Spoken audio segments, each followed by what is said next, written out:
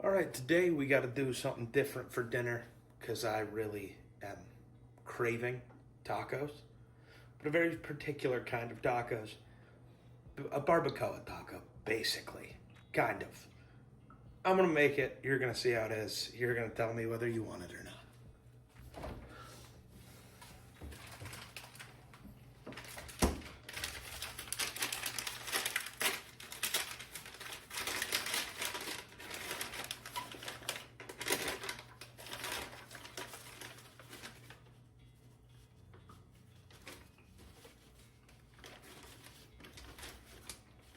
So first things first, we've got our beef roast here.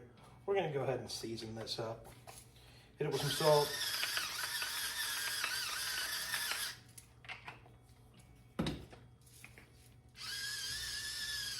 Some pepper. And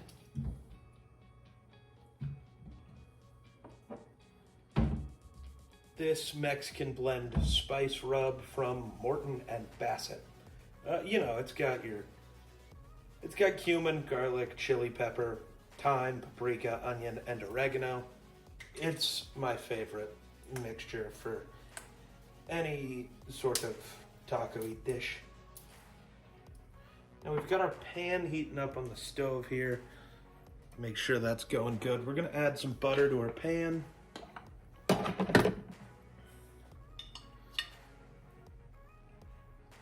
Get that nice and melty.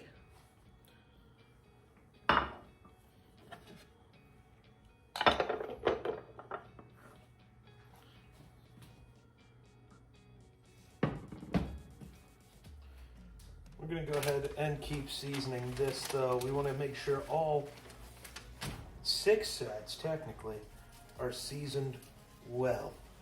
We want as much flavor just for this part of the process as possible.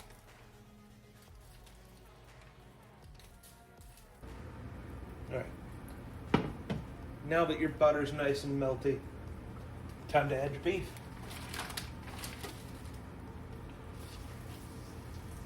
We're just trying to get a nice sear on the outside, good browning, good Maillard. There we go, that's the word.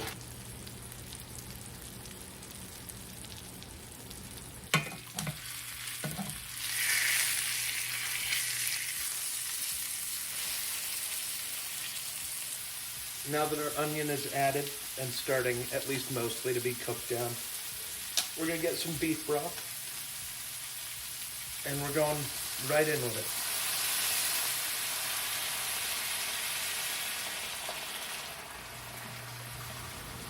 it. We're going a nice amount and we will be putting more later. Now that the beef broth is on there though, we're going to season the broth with a little bit more of our Mexican spice blend.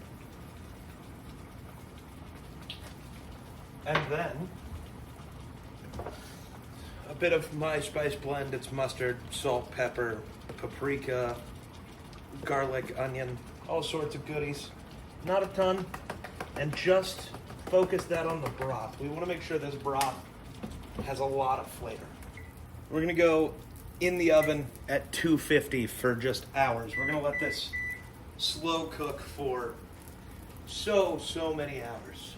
All right, now it's been a couple hours, less than I was expecting, but our beef is fully cooked.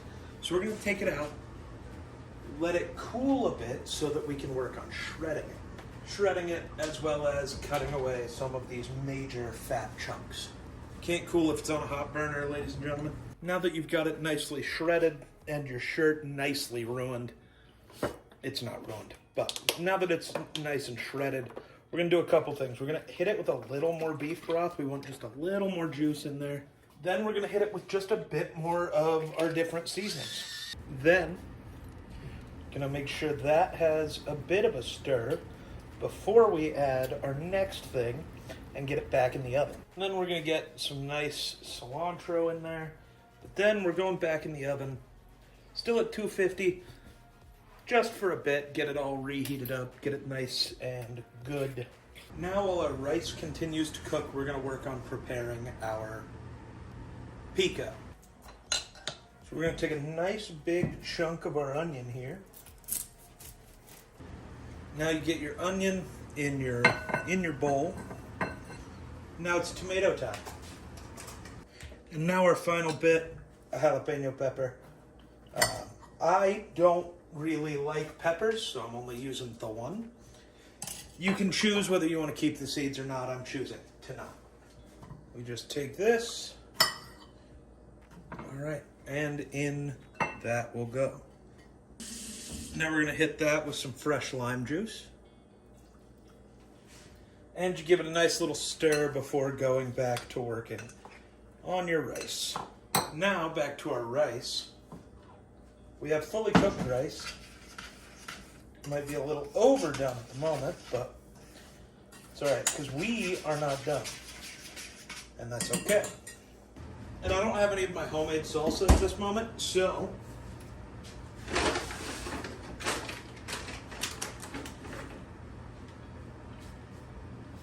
we're going with one that is supposed to be slightly less sweet. We're going with an on the border salsa. We're just going to dump a bunch of that in there until it looks to be more correctly colored. Actually, you know what? I've decided. Whole jar we go. Now we get that back on the burner to cook. I hate portion sizes on things for rice because they're always a liar. This is not one person's portion of rice, but the bag says it is. This is a family of 4. I'm going to be eating rice for the next week. Then we're going to season this up a little bit as well, just with some garlic and salt. This is my homemade garlic salt. It's just garlic and black salt. This pile of food will also get the last of our cilantro. I'm a big cilantro guy. Also, I just don't want to waste it, so it's going in every part of this meal, because I won't use it for anything else. Now we get our big pan out, because the only store we have, the only place we have to buy tortillas did not have they're very supposedly fresh tortillas. So they need a little bit of cooking. So we're going to do that, because otherwise, dinner's basically done. We're going to pull our beef out, get that away. Make sure that gets nice and stirred around a bit. Broth still covering everything important. Now that that is almost ready, we're going to start throwing down some tortillas, getting those nice and heated up so that we can plate our tacos. And now we prep to start plating. So while these tortillas are on the hot stove, we're going to start melting some cheese. Ah, that's not what I wanted.